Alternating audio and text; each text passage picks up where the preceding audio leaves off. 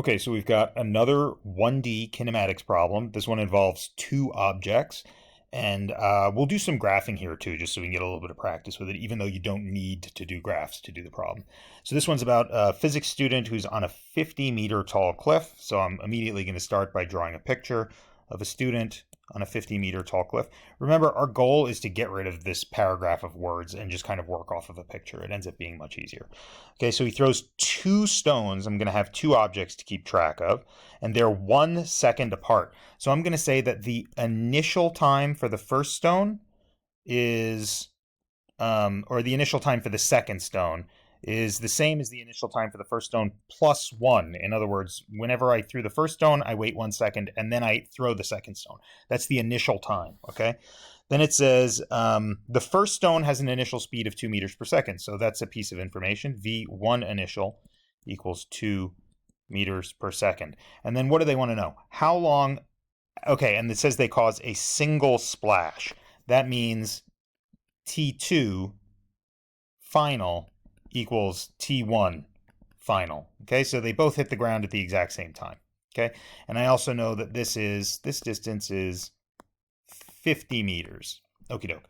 So now they want to know how long after the initial release. So they want to know what is T1 final minus T1 initial. That's how long after the initial release of the first stone. And then they want to know what initial velocity must the second stone have. So they're interested in V2 initial question mark. So I'm just collecting things here out of the problem. This is the most important part of the problem, solving it anyway.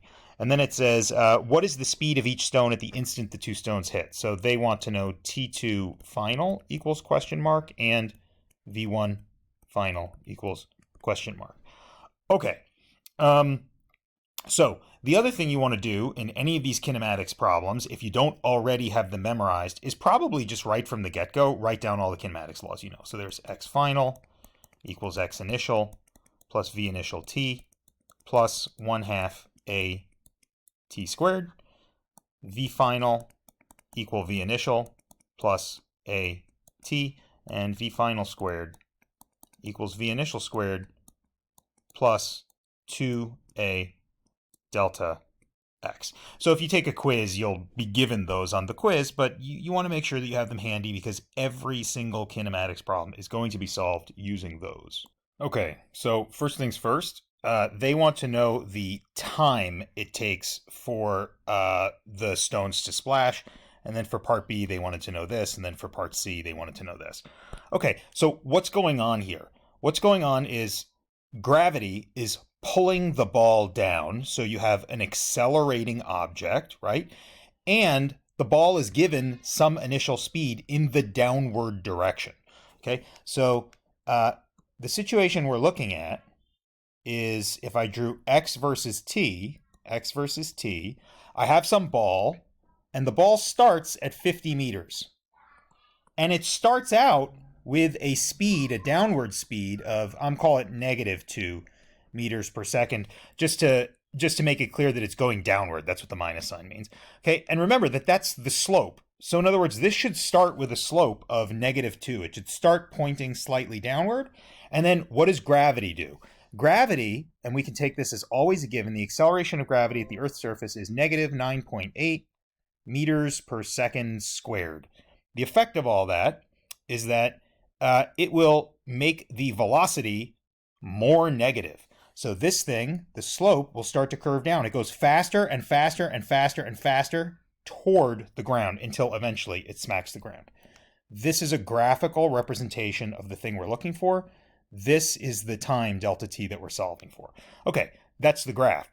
In algebra land, well, we can just use this. We can say, I'll say y since it's up and down, y final equal y initial plus v initial t plus 1/2 at squared. Okay, well, our y final is on the ground. That's 0. Our y initial, it starts at 50 meters. Our initial speed is -2 times t. Okay, we don't know the time. That's what we're solving for. And then I've got minus half of 9.8 is 4.9. You'll see that a lot. 4.9 times t squared.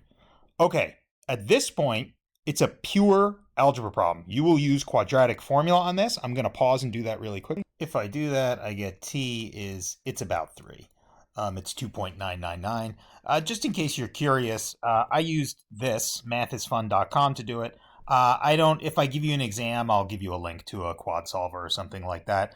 I know that everyone in here knows quadratic formula. I'm not interested in testing you on quadratic formula. If you want to do it by hand, that's fine. I won't prevent you from doing it, but I don't insist that you do it either. Okay, so anyway, it takes 3 seconds. It takes 3 seconds for this to happen. And so that's how long it takes for the first ball. But remember, the second ball, so I'll call this T1, the second ball is dropped 1 second after that. That's the initial time. So T1 final is 3 seconds, and that's the same as T2 final, right? But T1 final, T2 initial, instead of being 0 seconds, is 1 second. So that means that delta T for the second one is actually 2 seconds instead of 1 second, okay? And that's important because the next thing it asks is, what's the initial speed? What's the initial speed? Okay, well, I'm just going to use one of these things again, right?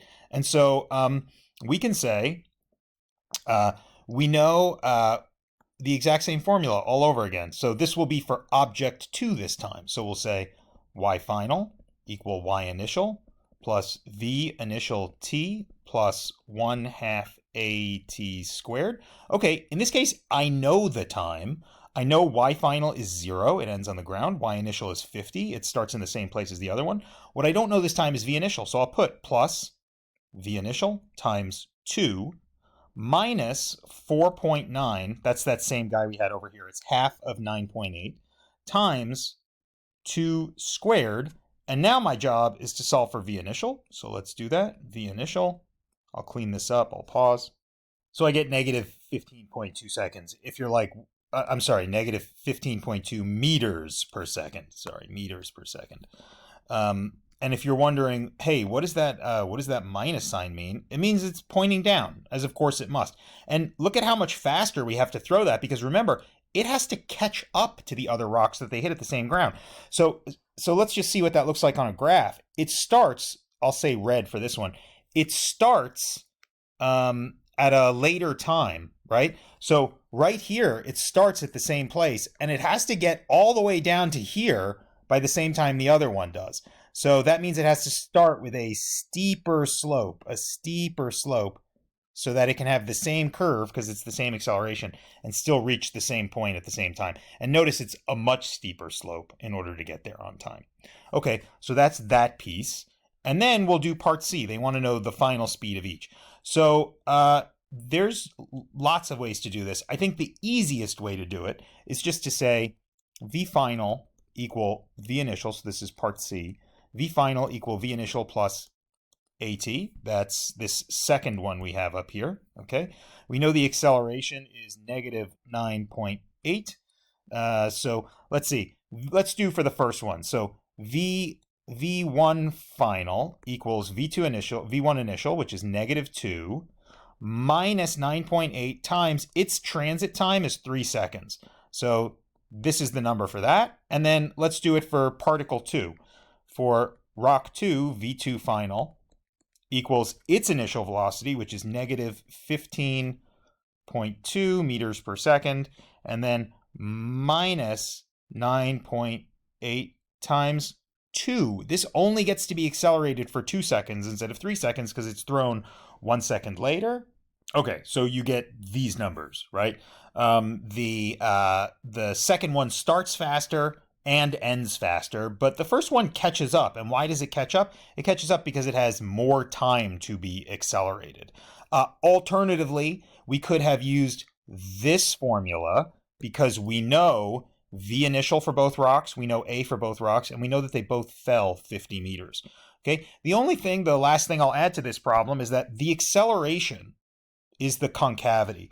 And so both of these have to have the same concavity. And the red one starts with a bigger slope, so it has to have the same curviness as this one has, when it has the same slope. So concavity is like, how is the slope changing given a particular slope? And so that's why the red one looks so much steeper, is that it starts with a steeper slope and it has the same concavity as the other one, and so it'll bend as quickly as that other one does when it has that same speed. Okay, hopefully this is helpful. Feel free to ask questions about it on the homework board if you're confused.